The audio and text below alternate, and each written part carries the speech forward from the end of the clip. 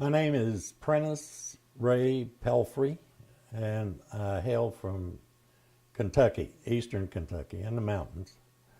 And I came to Washington, D.C. back in 1957. I was raised in the South, and if you hear my voice now, I've never changed. But I was never taught.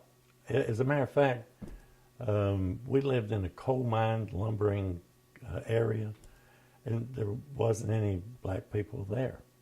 Well, my dad, he always said that they were, and I don't remember myself because I didn't travel a lot until I went to Indianapolis, Indiana, and my grandmother's. And I was outside playing. Grandma was on the porch. And these two kids come down, and me and my cousins was out there playing.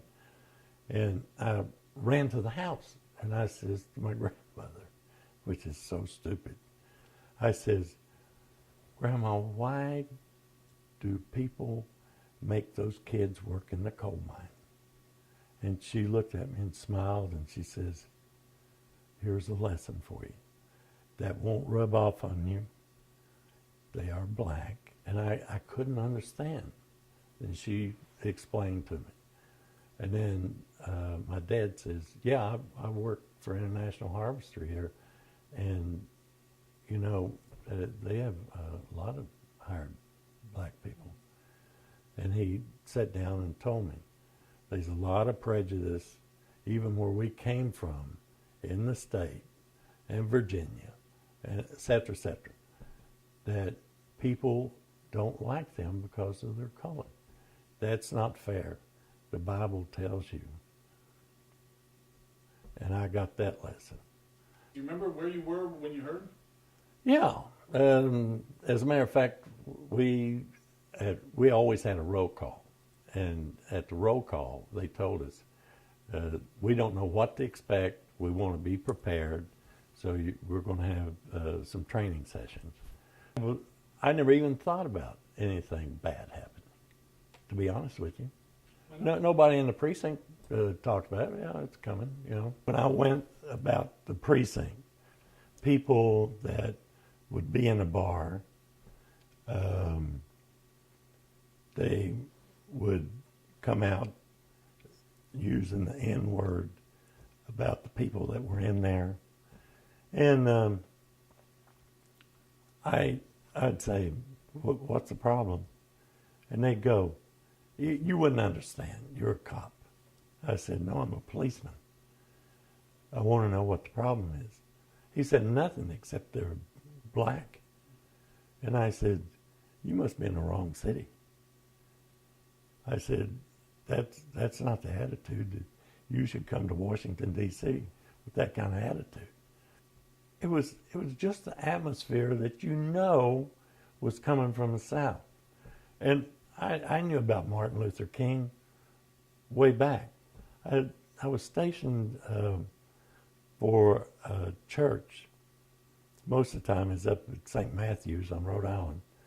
But there was 19th Street, just above Pennsylvania Avenue. I had to make sure that the cars were parked right and this, that, and the other. So I grew up religiously. And not that I was better than anybody else. It's just the way my mother taught me. She died when I was 5 and a half, and my brother on his birthday, a year old. So I learned bare necessities about religion, praying at the dinner table, and so, you know, they're in there singing and having a happy time, and it was a black church, and I said, "Daggone, I'm going to go in there." So I pulled my hat off, walked in, stood in the back, and they were having a good time. I knew some of the songs, and I'd catch myself either humming it or singing a little bit of it. Evidently saw that I was. precinct didn't know about that. But they welcomed me, you know. They were wanting to shake my hand, not me going to shake each one of theirs. And it became a relationship with that church.